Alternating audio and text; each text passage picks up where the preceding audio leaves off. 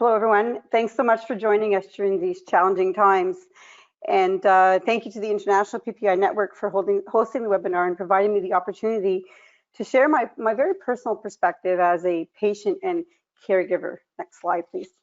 So I'm very aware of the time, and I see that there are a lot of questions, so I'm going to keep my comments to 6 minutes. Oh, no.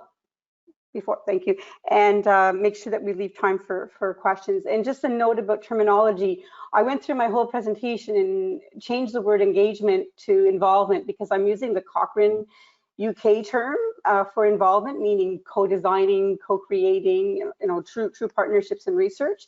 In Canada, we use the word engagement for that. So there you go. So I did UK proof my presentation, figuring that there would be a big audience from the UK. So onto my personal impact. So I'm immunocompromised. I receive care for a rare condition in a city 6 hours away. I'm the caregiver for my husband who's undergoing chemotherapy, and I'm a support person for my 88-year-old aunt who lives in a retirement residence in Montreal, which is the city that has been most affected by the pandemic.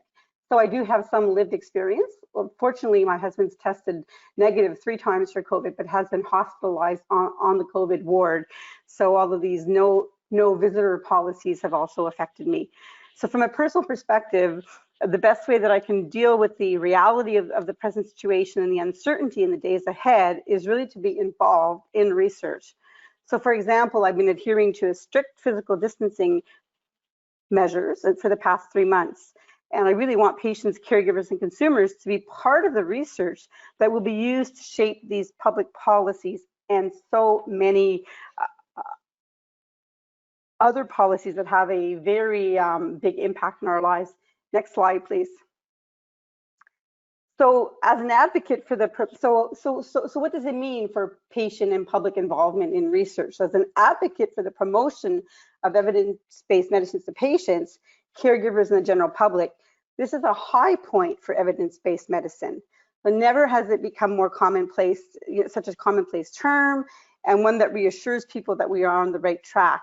And never has there been more attention to the dangers of everything that falls into the realm of the opposite of using evidence-based medicine or promoting it. So huge increase in evidence-based medicine. The definition of lived experience as a stakeholder category has broadened. So who isn't affected by COVID-19 in some way? And does that mean that we have a larger group of potential patient and consumer partners? Whoops, thank you. Thirdly, the same goes for the number of citizens impacted by research. Many people feel helpless and they want to add to the research and be part of it. So with all of those things going up, there's also it's typical today to highlight the importance of providing evidence-based medicine to decision makers and policy makers. I'd argue that we are all decision makers. Every day we make decisions to what degree to adhere to public health guidelines. We decide on whether to seek medical care or forgo it, given the risk of contracting the virus, and many other decisions. So with all these nice arrows going up, why is this bottom arrow going down? So despite all this, patient and public involvement in COVID-19 research has declined. I was pretty grateful for that poll. I thought, oh boy, if it comes back to its increase, I'm going to have to make a quick change to my presentation. So next slide, please. And next and last slide. So I see 4 main challenges, and I'd like to offer solutions that are really based from my own experience.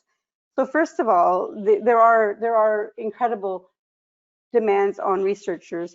So the flurry of applying for research grants in the early stages involved researchers assembling teams in a matter of weeks to apply for grants.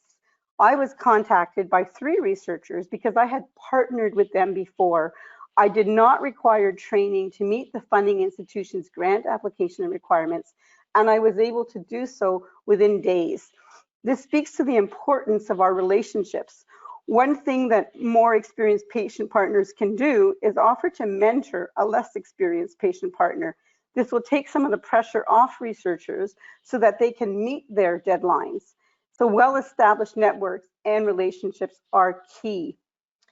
Secondly, researchers shouldn't make assumptions that it's unacceptable to ask people to engage in research or involve in research as partners under these tight timelines.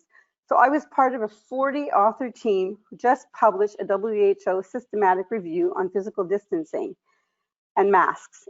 It was made very clear to me that I'd have to respond very quickly, as 6 hours to be exact. I knew that I was able to do this and agreed to those terms. As long as you're transparent about what the partnership entails, please leave it up to the patient or consumer to make those decisions. Thirdly, the fact that that at this crucial time there's been a decline in patients and the public involvement exposes the fragility of patient and public involvement in healthcare and social research.